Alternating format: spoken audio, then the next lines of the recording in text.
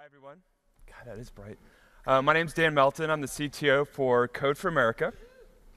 And I'm really excited to be here today. And I'm also a little bit humbled as well to be in front of such an amazing array of coders and engineers. Every day at Code for America, we use many of the tools that a lot of you have had hands in to do all kinds of really cool, interesting things in the government space. We open up all kinds of interesting databases with governments. We connect students and teachers in the classroom. And we teach a lot of your tools when we go out to hackathons to college students and teach them how to be citizen coders. Today, I want to talk a little bit about what we're doing at Code for America. And then I want to talk a little bit about how the tools that all of you in your coder caves are actually affecting sort of the social and political landscape of our world today, and talk a little bit about sort of some interesting challenges and I think opportunities that presents for the Ruby and the Ruby on Rails community. So first, Code for America, what are we doing? Our idea is pretty simple. We're all about generating a big-ass geek army. Our goal is to recruit geeks, that's people like you and me, coders, engineers, designers, JavaScripters, technologists, Facebookers, Twitterers, you name it, and pair you up with governments. And the simple idea is a government sort of opens up their doors and their databases and asks you, as a citizen coder, as a geek, what would you do different? So I don't know how many of you have gone to the DMV line. In fact, I need to go here soon. My driver's license is falling apart. And I absolutely am dreading going to this DMV line because I know it's going to be forms in triplicate. I know it's going to be unbelievably long waits. And as a geek, I just walk in there and I'm just like, and as a Rails geek, how can I dry this up? You know, it's like, And you stand there in line and there's somebody that you go up to and you talk to them. They look at the computer, they look at you, they look back at the computer, and you're like, what's going on? Oh, my computer's broke. It's not working. So you're sitting there and you're waiting and you're waiting and you're waiting. Finally, they take a picture and you're like, oh, great, give me ID. And they give you a piece of paper that doesn't work in the airport. And then they put it in the mail to you, and it takes like 2 to 3 weeks. And you got to get a passport. You got to do all these other things. There's all of these forms and all of these things that we have to do and interact with our government that frankly just suck. So our idea is like, let's put some geeks in government. So meet our geeks. Last year, what we did, we started Code for America. Jennifer Polk and Tim O'Reilly, they got together, and they said, what if? What if we take and we put some really interesting, passionate coders, geeks, we put them in government and give them a year to build really interesting open source applications? And they got together and said, cool, let's try it. So they put a call out with essentially vaporware. They're like, hey, everybody. We don't know what we're going to be doing yet. We don't know how it's going to work, but we'd love for you to apply for our fellowship program, take a year of your life, and go into that annoying DMV that you really don't like and change it up. And then we said to cities, we have no idea who we're going to give you. We have no idea what it's going to look like, but they're going to be passionate and engaged. And we said, hey, who's interested? And in 2 months, we got about 360 applications for 20 spots, and about 13 cities for 4 spots. So clearly, there was demand last year for Code for America and what we're doing. So Code for America, we get started, and these 20 amazing individuals, about 20% are Rails coders, and actually after this conference, an additional 2, good metrics. They came out to San Francisco in January and got together, and we started building apps. We put them through a boot camp, no push-ups. There were code push-ups, but no actual push-ups.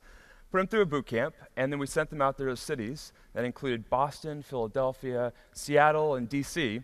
And their whole goal was to go into governments, into those lovely .NET environments, those great Windows servers, and say, let's do things. And you can imagine all kinds of challenges and interesting things have happened in those governments when a bunch of Rails coders show up and say, oh, we can do that in 10 minutes. So you might know one of our coders, and I'm really, really privileged to have him join our class as a fellow this year. This is SF Eric. Eric is a Rails coder, he's a Ruby coder, and one of the reasons why he joined Code for America is so he could sort of take a break. He took a year off and basically left the startup world and said, you know, I really want to just give back and do open source for a year. And this is a huge win for Code for America. It's a huge win for Ruby, and it's a huge win for Ruby on Rails, because this time allows Eric to sort of spend, yes, working with governments, but he spends about half his time working on a project you might have heard called Rails Admin, which is a really cool new up-and-coming project modeled after the Django sort of backend. He's also a big contributor to the Twitter gem, to Faraday, and many other gems. And we're really privileged to have Eric on board. And one of the reasons why he's joining us is that there's really no other program where geeks, engineers like you and me, can just go and do a public service of any type. You know, our options are sort of like the military. You could maybe go fly a Predator drone. Our options are Teach for America. You can go and teach science or math to 7th graders, which is awesome. You can go volunteer in your soup kitchen. You can, contribute at church. You could do Peace Corps and maybe go to Africa and teach people how to farm. These are all great, great things to do, but as engineers and coders, like, what do we do? What do we do that leverages our skill set that we can give back to our communities? So our idea at Code for America is to give you an option for passionate coders and engineers to give back to your communities. We do a modest stipend, and we cover your health benefits, and you get essentially a year to just play and have fun and build open source applications that benefit our world and benefit our governments. And our idea here is that basically if we take really passionate geeks, we put them inside of governments, our hope is that long term, we'll be able to sort of break down these bureaucratic barriers so that when you do go stand in the DMV line, there was a geek, a Rails coder, a Ruby coder who went before you and said, this is not going to work anymore. We're going to do it in a different way. We're going to dry this process up. And the idea is to sort of break down some of these rigid bureaucratic barriers that are really preventing governments from being agile, preventing governments from spending crap loads of money on things they just don't need to spend, and help them move faster and be more efficient. So that's Code for America. We're currently recruiting for our next fellowship cycle. You can go here to codeforamerica.org and apply. The applications are up until August of this year, and the new cycle starts in January. We're going to have about 10 cities this year, so some great growth. Some of those cities look like they're matching up to be Austin is one of them. We're really excited about some other cities on the East and the West Coast. We'd love more Rails coders and Ruby coders to join our class next year. And we think that Ruby and Ruby on Rails is really perfect for the government. We're already seeing all kinds of federal and local agencies starting to adopt Rails. And I really would like to see a future where our government runs on Rails instead of .NET. So that's a little bit about Code for America.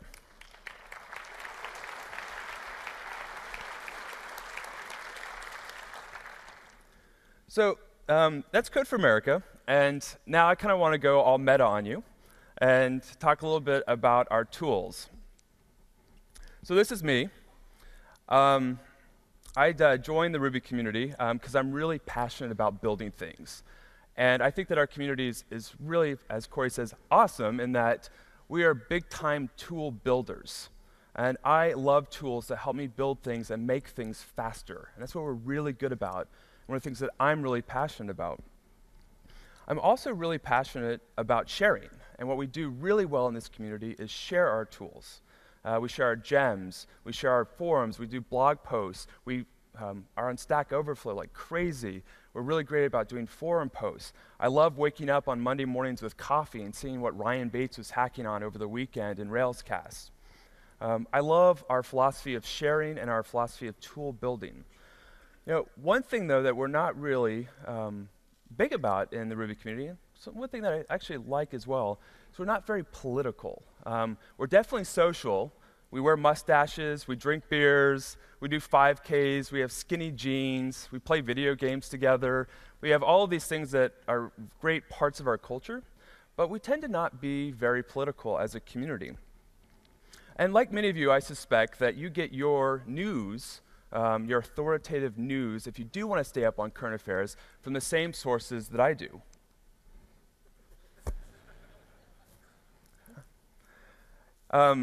So when I emerge from my coder cave and turn on the TV, generally it goes to the Daily Show or the Colbert Report. So I feel that I've got sort of my nightly news intake. I feel like I'm current. So I'm not just a coder, maybe I'm a little bit more cultured. And here over the past 2 years, The Daily Show especially has been reporting on some really interesting trends. I don't know how many of you have been noticing, but it seems like about every other episode is all about how new media, social media, Facebook, Twitter, what have you, is sort of being used in all kinds of different places around the world. One of these you might have heard of. I don't know, it was this kind of little revolt that happened not too long ago. Yeah. Really sort of changing the landscape. This has happened in Tunisia, hopefully, actually I shouldn't say that, but it might happen in Iran and other places. What's interesting is The Daily Show is reporting on sort of how new media tools were instrumental in not the cause, but the coordination of these communities. And a lot of the tools that were used, many of you in this room have actually been involved in and been engaged in building. And I think we're at this really interesting time where our tools that we've built, our gems, our infrastructure that we've put together as a community, it's really, really powerful. And the world is starting to realize that, wow, these tools are actually really powerful too. They're not just for engineers. They're also for other people to use as well. So I'm a big fan of The Daily Show. I like some of the reporting. I like how they jest on it. I like how sort of they describe what's going on in these regions and sort of provide some social and colorful commentary on how new media tools are being used. And there's another group that I started paying attention to as a result of The Daily Show. And I don't know, it's something about like iced tea or green tea or like Tea Party, that's right. Honestly, I didn't pay much attention at all to this sort of group that has emerged. And The Daily Show is one of those things where it's sort of, again, brought to my attention. So what was really interesting about The Daily Show and sort of the reporting on this particular group of people is that they use this service that you might have heard of called Meetup. And what you're looking at is a group of really pissed off people, many of whom are unemployed, and just angry about how powerless they feel about the world. Sometimes they're crumbling cities that they live in, what have you. And all of these people who are really pissed off have found each other through this site, Meetup. 2 years ago, the groups here, if you can see it, it might be a little small in it. It was like 0 groups. Today, the Tea Party has 630 groups across North America with approximately 90,000 members in hundreds of cities. And this is a group of people that have found some of the tools that many, again, you in this room, have had a hand in developing to meet, to hack their communities, and to get together and change the world that they work in. Now, this story about the Tea Party and The Daily Show really got me to thinking. I was like, you know, I know another group of really pissed off people who are really opinionated about how the world works and who also use Meetup to do all kinds of things around hacking. You might have heard of this group too.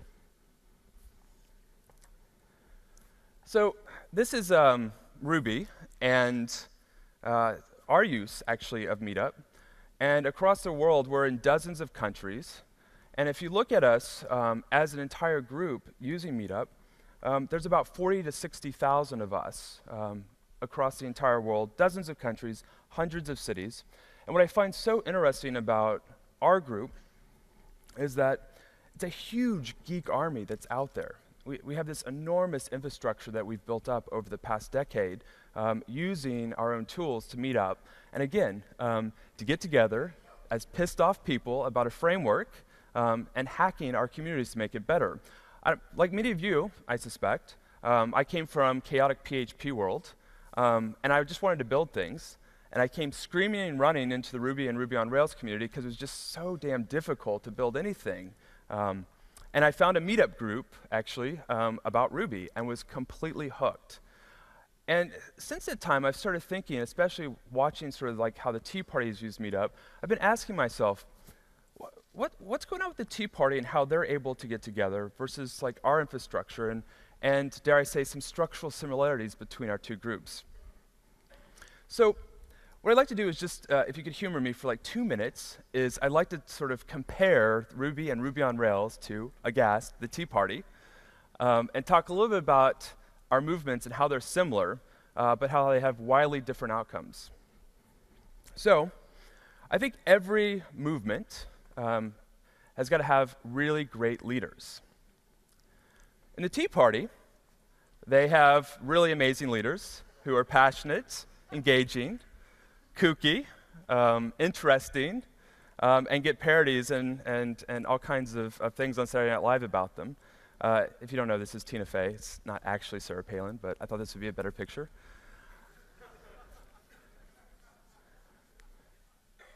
So I think our movement also has some interesting structural similarities to the Tea Party. They have Sarah Palin, and earlier our conference was addressed by DHH. And I don't know about you, but every time he gets on stage and starts streaming an expletive of words out of his mouth about bad code habits and how we can make them better, it gets me really riled up. We have other really interesting figures that when they get on and deliver presentations, again, it gets me really, really riled up. This is from Tender Love's amazing 5K RubyConf prep last year. Thank you, Aaron, for putting that on YouTube.